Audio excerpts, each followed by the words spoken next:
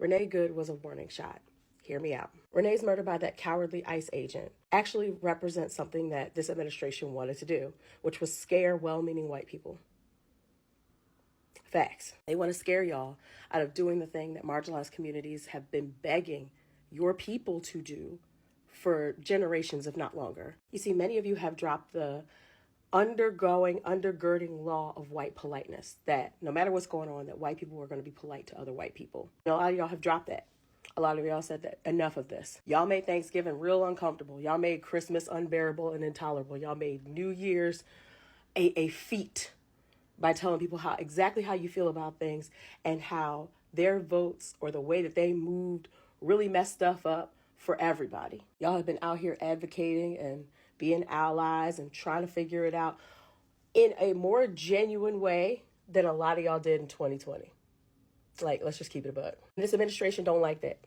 They don't like the fact that there's a bunch of y'all standing up and doing the right thing. They don't like the fact that there's potentially more of y'all that are going to do that are going to be empowered to do that, because you see others of y'all doing that. They don't like the fact that they don't have a death grip on y'all like they do with the people who are wearing the red hats. Those people who do not care that the ship is sinking as long as the marginalized people and the people that we hate drown first.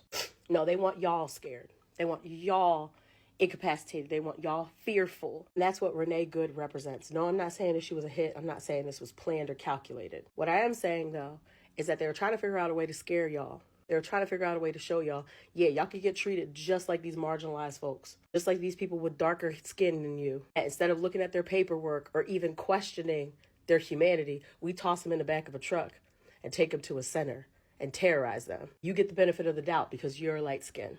Y'all are the ones they want to terrorize. Y'all are the ones they want afraid because they want y'all to be inactive.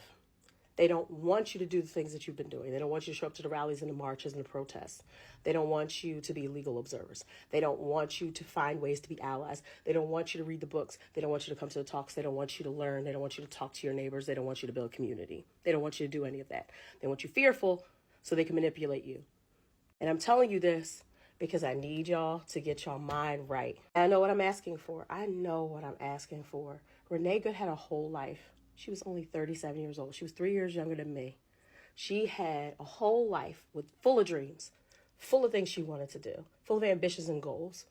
She had people that she loved. She had people she wanted to see. She had a child that she dropped off at school that day that came home from school an orphan.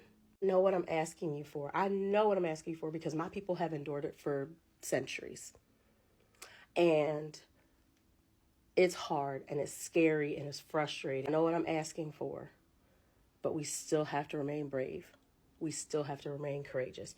We can't just be angry in these halls of perceived safety where we can record our videos and post our posts and then we go back to life as normal. There's no normal here. There's no normal here. We're all going to have to find our spine. Some of us sooner than later. I am asking you to do the right thing, to keep fighting, to keep showing up, to keep marching, to keep showing up to these abductions. I'm asking you. I know what I'm asking for. I know it's hard.